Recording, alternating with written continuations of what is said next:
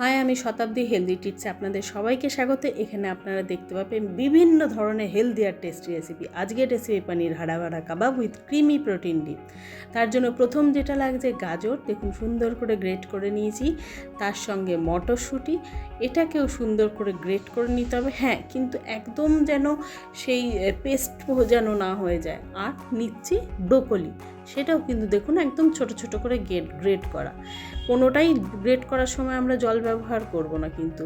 আচ্ছা, এবার গ্যাসটা অন করে আমার প্রিয় প্যানটা আমি বসিয়ে দিলাম, যেখানে আমি তেল ছাড়াই সমস্ত কিছু করতে পারি। আর তার মধ্যে এই সবজি গ্রেট করাগুলো সমস্তটা আমি ঢেলে দিলাম প্যানটা একটু গরম হওয়ার পর। ঢেলে দেওয়ার পরে এটাকে খুব ভালোভাবে একটুখানি নাড়াচাড়া করে তিনটে সবজি মিক্স করে দেবো। কি সুন্দর লাগছে দেখুন কালারটা। শীতকালের এই সবজিগুলো কি ভালো লাগে না? এবার আমি ঝালের জন্য অ্যাড করছি কাঁচা লঙ্কা, একদম ছোট করে কুচি করা। আপনারা এখানে কিন্তু গোলমরিচ গুঁড়োও অ্যাড করতে পারেন। আমাদের বাড়িতে অনেকে গোলমরিচটা পছন্দ করে না, তাই আমি দিইনি। এর সঙ্গে একটুখানি আদা মিশিয়ে নিচ্ছি। আদা বেটে আমি রেখেছিলাম, সেটা মিক্স করে নিলাম, তাহলে একটা সুন্দর ফ্লেভার আসে। এবারে আবার আদাটা দেওয়ার পরে আমরা এবার দিয়ে নেব একটু স্বাদ মতো নুন। একটু নর্মাল নুন যেটা আপনি বাড়িতে ব্যবহার করেন সেটা দিলে, তার সঙ্গে একটু বিট নুন দিলে টেস্টটা ভালো আসবে, তাই আমিও তাই করলাম। এরপরে নিয়ে নিচ্ছি জোয়ান, যেটা একটু শুকনো কলায় ভেজে রেখেছিলাম, সেটা হাতের মধ্যে নিয়ে সেটাকে ভালো করে হাতের মধ্যে কচলালেই দেখবেন গুঁড়ো গুঁড়ো হয়ে যাচ্ছে। এবং এটা আমি এর মধ্যে মিক্স করে দিচ্ছি, এতে ফ্লেভারটা কিন্তু ভীষণ সুন্দর আসে, একটা আচারি টাইপের। এবং একটু দিয়ে দিলাম সবজি মশলা, এবং এরপরে আমি দিচ্ছি একটু কাসৌরি মেথি। এটাকেও ঠিক ওই একইভাবে হাতের মধ্যে গুঁড়ো করে নিয়ে কিন্তু মিশিয়ে দেবো। শীতকালে এই মেথির গন্ধটাও কি অসাধারণ লাগে না? কাঁচা মেথি শাকটাও দারুণ লাগে।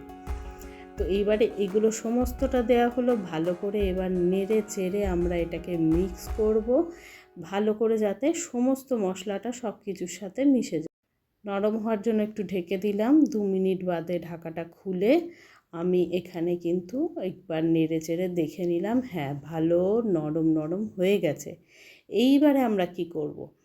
কোনো কাবাব বানানোর জন্য বাইন্ডিংটা ভীষণ ইম্পর্টেন্ট। তো বাইন্ডিংয়ের জন্য আমি এখানে দিচ্ছি প্রথম যেটা হচ্ছে সেটা ওটস আমি একটুখানি গুঁড়ো করে রেখেছিলাম, সেই গুঁড়ো ওটসটা দিলাম।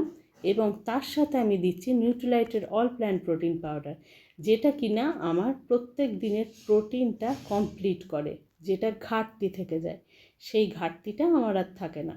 তো সেই প্রোটিন পাউডার একটু দিয়ে নিলাম, এবং তারপরে এটাকে আবার ভালোভাবে নাড়াচাড়া করে পুরোটা একসঙ্গে মিক্স করে নেব। আস্তে আস্তে এইভাবে নেড়ে চেড়ে, এই সময় গ্যাসটা বন্ধ করে দিলেও কোনো অসুবিধা নেই। এরপরে এই দেখুন পুরো জিনিসটা কিন্তু রেডি। আর একটুখানি পনির আমি লঙ্কা গুঁড়ো দিয়ে, লেবুর রস দিয়ে, নুন দিয়ে মাখিয়ে রেখে দিয়েছিলাম। এবারে এই যে টিক্কার জন্য যেটা বানিয়েছি মশলাটা, ওইটা কিন্তু হাতে এরকম দেখুন গোল করে প্রথমে চ্যাপ্টা করে নেব। চ্যাপ্টা করে নিয়ে তার মধ্যে এই পনির কিউবগুলোকে কিন্তু ভরে দেবো মাঝখানে দেখুন পনির কিউবটা আপনি যেরকম আপনার সাইজ, মানে আপনি যেরকম মনে করবেন সেইভাবে যতটা ছোট বা বড় আপনি কাটতে পারেন। আমি এটাকে একটু রেক্ট্যাঙ্গুলার শেপ দেবো, তাই পনিরটাও রেক্ট্যাঙ্গুলার টাইপের কেটে আমি একটু লম্বা করে বড় করে কেটেছি।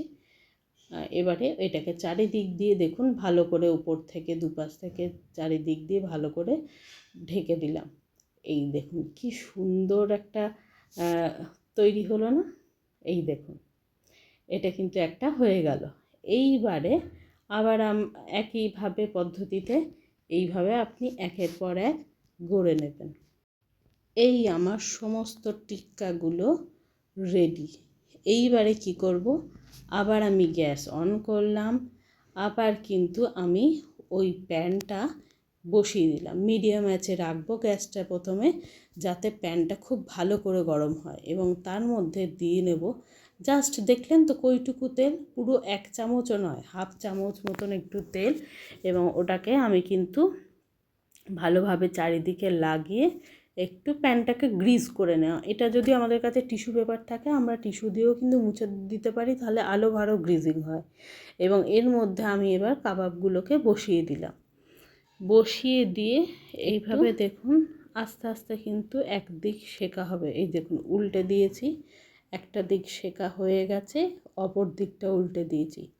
হ্যাঁ, কাবাব মানে একটু তো এটা পোড়া পোড়া কালচে কালচে হবেই। এটাকে অ্যাকচুয়ালি পোড়া বলে না, কাবাবে এই পোড়াটা একটু হয়।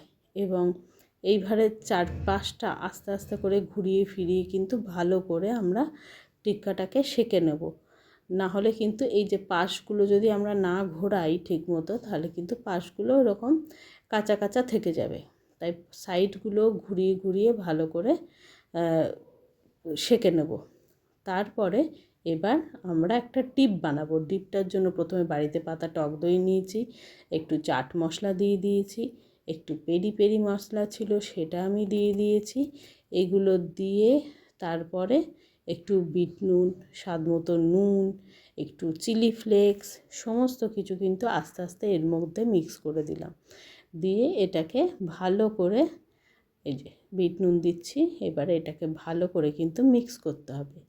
মিক্স করে একটুখানি ওই আবার প্রোটিন পাউডার আবার 1 স্কুপ এর মধ্যে আমি মিশিয়ে দিলাম, যাতে এটা আর একটু গাঢ় হয় ডিপটা। ঠিক আছে, তাহলে এবারে আবার মিক্স করে দিচ্ছি এবং ডিপটা দেখুন একটু গাঢ় মতন হয়েছে না? এই দেখুন, এইবারে কিন্তু এইটা দিয়ে খেতে যা দুর্দান্ত লাগবে, করে আমাকে জানাবেন কিন্তু। দেখুন সঙ্গে একটু টমেটো নিয়েছি আর ওই ডিপটা অসাধারণ খেতে হয়েছিল। চট করে বানিয়ে ফেলুন, খেয়ে নিন। শীতকাল প্রায় চলে গেল, তাড়াতাড়ি পালং শাকটা কিনেই নিন।